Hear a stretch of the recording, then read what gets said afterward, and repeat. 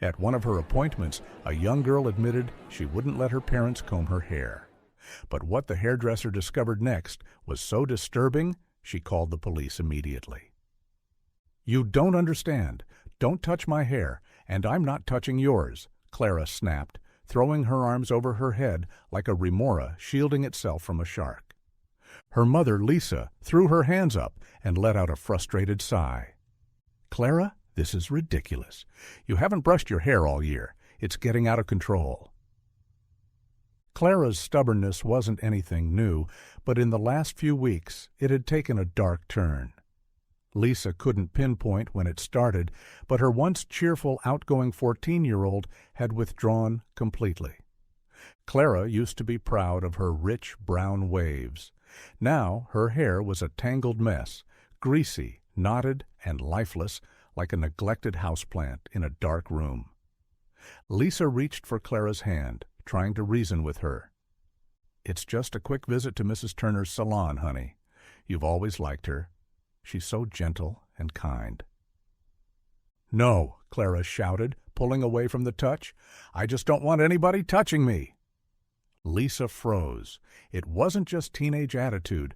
There was fear in Clara's voice, sharp enough to send a shiver down her spine. That evening, Lisa called Mrs. Elaine Turner, their longtime hairdresser and a trusted figure in their small town. Elaine was known for her kindness and endless patience, especially with children. Lisa's voice trembled slightly as she explained the situation. "I think something's wrong, Elaine. Clara's changed, and her hair is worse than I imagined. Can you help?" Elaine agreed to take a look, scheduling an early appointment for privacy. The next morning, Lisa coaxed Clara into the car with the promise of ice cream afterward. Clara agreed to go, but refused to take off her hoodie, even as the summer sun beat down on her. At the salon, Elaine welcomed them warmly. Her calm, reassuring presence helped soothe Lisa's nerves. "Hi, Clara. So glad you're here today," she said in a cheerful voice. Clara gave a tight smile, but stayed quiet as Elaine guided her to the chair. Lisa sat across the room, watching anxiously. Elaine began gently working through Clara's hair and winced at what she found. The matting was severe, but that wasn't what unsettled her. Near the crown of Clara's head, she saw areas of dark discoloration on the scalp. Some clumps were hardened and sticky, unidentifiable. Other parts looked coated in what seemed like dried mud or crusty residue. "Clara, sweetheart," Elaine said gently, "how long has your hair been like this?" Clara didn't respond. She just stared at her lap. Elaine glanced over at Lisa, who was already on her feet. "What's wrong?" Lisa asked. "I'm not sure yet," Elaine said, keeping her voice calm. "But I have to be careful with this. There's more than tangles here." Lisa's face went pale. "I've been begging her to let me help," she said quietly. "But she won't allow it. I really thought it was just a phase." She paused, taking a breath as a wave of guilt washed over her. Clara shifted in her chair. "Can we just stop?" she muttered. "Not yet, honey," Elaine replied softly. "I just want to make sure everything's okay. I'll be as gentle as I can. I promise." As Elaine continued working, she noticed Clara flinch every time she touched certain areas of her scalp. These reactions weren't simple discomfort. They were pain. Elaine hesitated, a knot of dread forming in her chest. "Clara, does your head hurt when I touch it?" "Yes," Clara whispered, then nodded slightly. Lisa felt a sudden realization hit her. "Why didn't you tell me you were in pain?"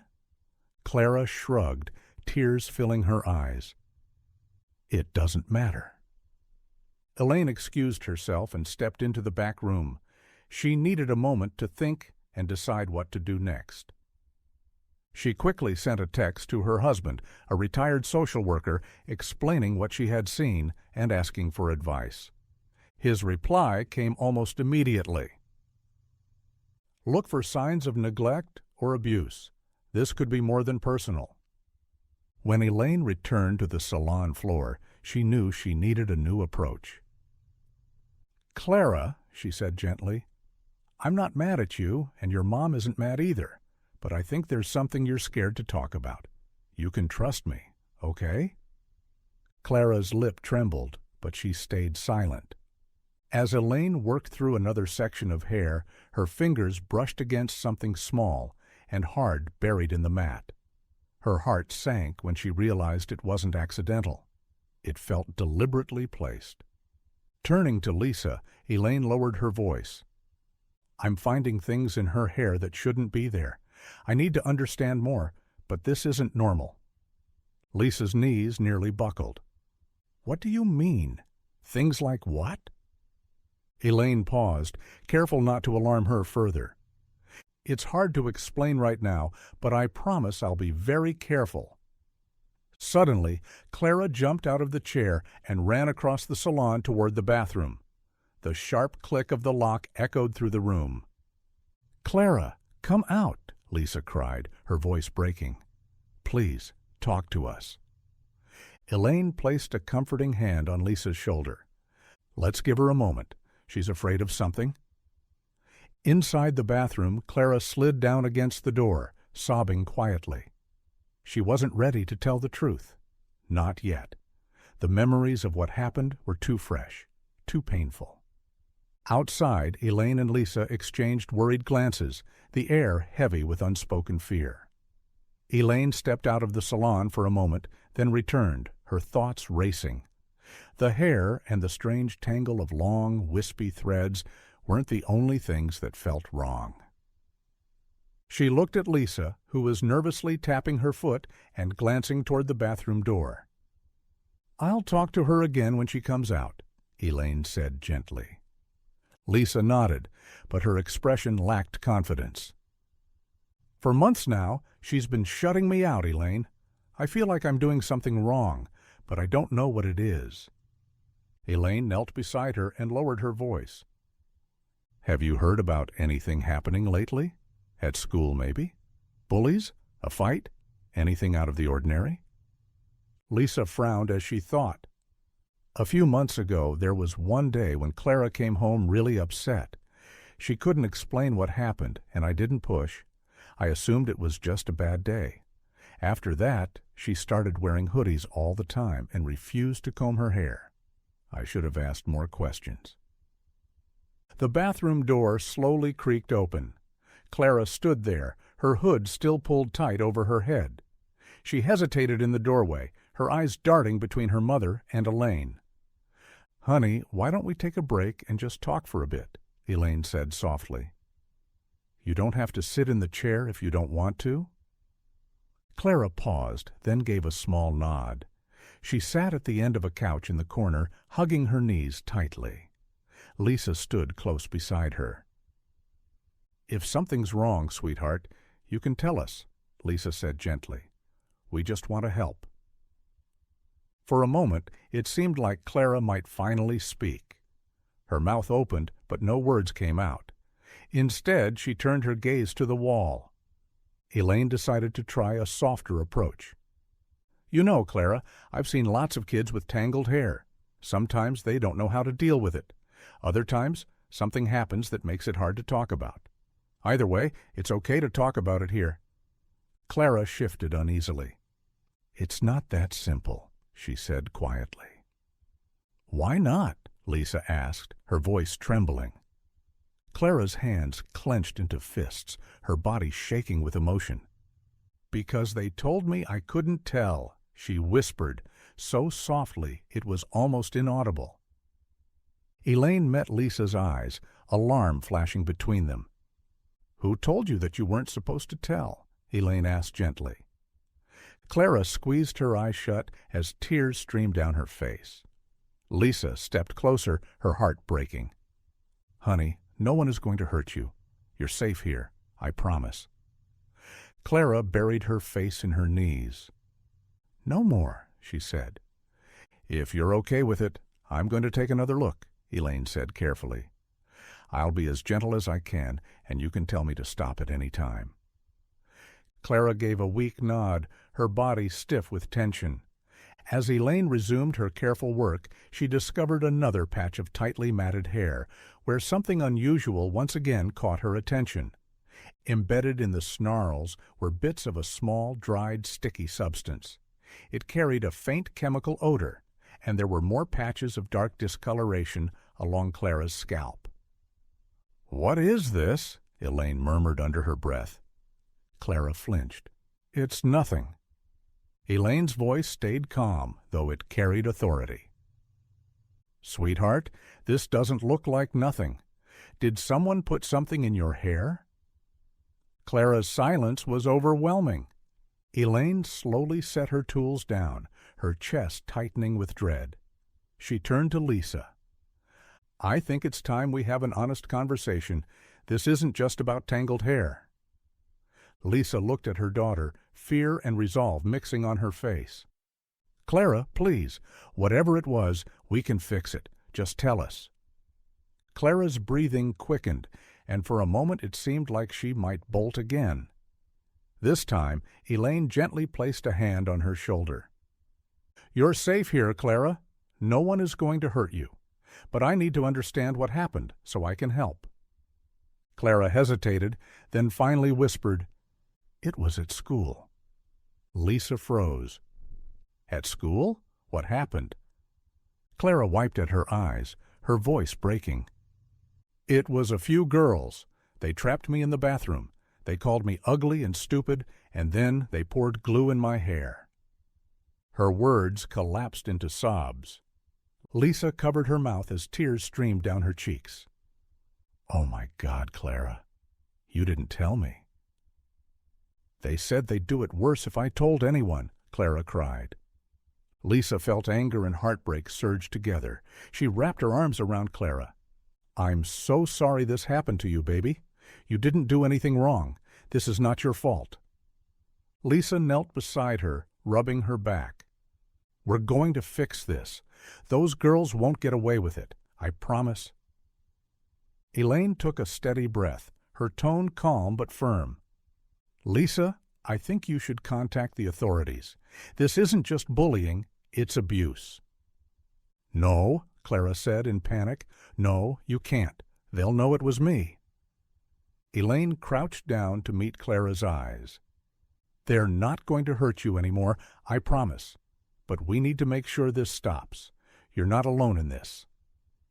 Lisa hesitated, torn between her daughter's fear and the need to protect her. Then she nodded. "Elaine's right. We have to do this." Elaine stepped into the back room and called the police, her hands shaking as she explained what had happened.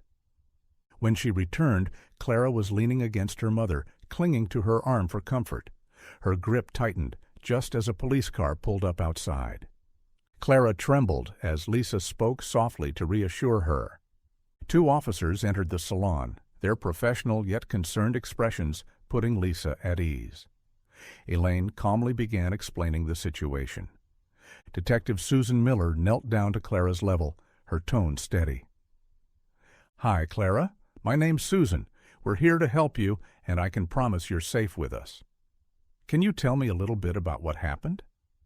Clara stayed silent, her face pressed into Lisa's side. Elaine, standing close by, spoke gently. "She's terrified, but we've found enough to show this isn't just a bad hair day."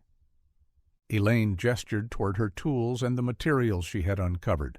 Sticky clumps of glue and other debris tangled deep in Clara's hair. Detective Miller studied the items, her brow furrowing. "This looks deliberate," she said quietly to her partner Daniels. Lisa's voice trembled as she explained. "She told me a group of girls at school poured glue into her hair and threatened her. She was too scared to tell anyone." Clara's small, broken voice finally surfaced. "They said I deserved it, and if I told, they said they'd find me again." Detective Miller's expression softened as she crouched down. "Clara, I know this is frightening, but what those girls did to you was very wrong, and it is not your fault. They hurt you, and it's our job to make sure they don't hurt anyone else." Clara slowly peeked out from behind her mother, her tear-streaked face full of fear. "What if they don't stop?" "They will," Miller said firmly, "because we'll make sure of it, and we'll keep you safe." As Miller continued asking questions, Elaine returned to Clara's hair, working with extreme care. It took time, but she uncovered areas where the glue had hardened so deeply it had caused sores on Clara's scalp. Other sections showed broken strands and signs that patches of hair had been forcefully pulled out. Elaine paused, her hands shaking. "This wasn't a single incident," she said quietly, anger and sadness weighing down her voice. Lisa looked horrified. "What do you mean?" Elaine hesitated before answering. "These kinds of injuries take time to develop. It appears this has been happening for months." Clara said nothing. Her silence confirmed everything. Detective Miller stood, her tone steady and firm. "First, we'll identify the girls involved and take their statements.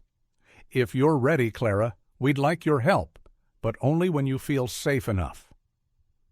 The officers left with Elaine's evidence and a promise to follow up soon. Clara looked utterly exhausted, as if months of fear and humiliation were finally catching up to her. Elaine carefully trimmed away the damaged hair until only a few short, neatly styled strands remained. "There," she said with a smile. "You look radiant, Clara, and resilient." Clara looked at herself in the mirror and ran her fingers through the freshly cut strands. A tiny, shy smile appeared on her face for the first time in months. In the weeks that followed, the investigation unfolded. Clara knew exactly who the girls were, and with all the evidence gathered, along with Elaine's testimony, the authorities pressed charges. The school responded by suspending the girls and introducing new anti-bullying policies. Clara tried to hold herself together, and the community showed up to support her. Elaine became a regular visitor at their home, gently helping Clara rebuild her confidence one step at a time. But Lisa wrestled with guilt. One evening, sitting with Elaine on the back porch, she broke down. "I should have noticed earlier. I could have done more when she started pulling away." Elaine rested a reassuring hand on her shoulder. "You did the best you could with what you knew, Lisa, and when it mattered most, you stood by her. That's what truly matters." Inside, Clara was slowly beginning to rediscover herself. Weekly therapy sessions with a compassionate counselor helped her process the trauma and start to open up. She made new friends at school, kids who stood by her and encouraged her to get involved again with the things she used to love. Months after the incident, Clara's life began to take shape again. But healing wasn't a straight line. Even now, she had moments of self-doubt, wondering if she truly belonged. One morning, Clara sat at the kitchen table, quietly doodling in her notebook. Lisa placed a plate of pancakes in front of her. "You look deep in thought," Lisa said softly. Clara shrugged, still looking down at her sketch. It was a drawing of a tree, its branches cracked and broken, but its roots strong and deep. "I sometimes think people are only nice to me because they feel bad for me." Lisa sat down beside her and wrapped her in a gentle side hug. "Sweetheart, you've been through a lot, but people care about you because of who you are, not out of pity. You're brave, kind, and so talented. Never forget that." Clara smiled faintly but didn't say anything. Later that day, Elaine stopped by with a surprise. She stepped into the house carrying a box wrapped in colorful paper. "Hey, Clara, I brought you something." "What is it?" Clara asked, eyes lighting up. "Open it and see," Elaine said with a warm smile. Excited, Clara tore off the wrapping paper. Inside was a set of professional art supplies, paints, brushes, pencils, and a sketch pad. Her face lit up with excitement. "This is amazing. Thank you so much." Elaine winked. your mom told me you've been drawing a lot lately. I thought you might need some new tools." Over the next few weeks, Clara began using art as a way to express herself. Her sketchbook slowly filled with pieces that reflected her journey, paintings of strength, resilience, and hope. Her therapist encouraged her to share some of her artwork. At the same time, Elaine remained a close friend and mentor, and her salon became a safe space for Clara, a place full of encouragement and support. For the first time in a long while, Clara felt ready to face whatever the future held. One evening, she sat quietly in her room, working on a new drawing. Her mind wandered back to the day everything had changed, the day at the salon. Yes, the fear, the pain, the doubt, those feelings hadn't completely vanished. But alongside them lived courage, love, and the steady support of those around her. And for that, she was deeply grateful. Are small actions enough to conceal great secrets? What would you have done in the hairdresser's position? Thank you for watching. Join us next time for more gripping and unforgettable stories.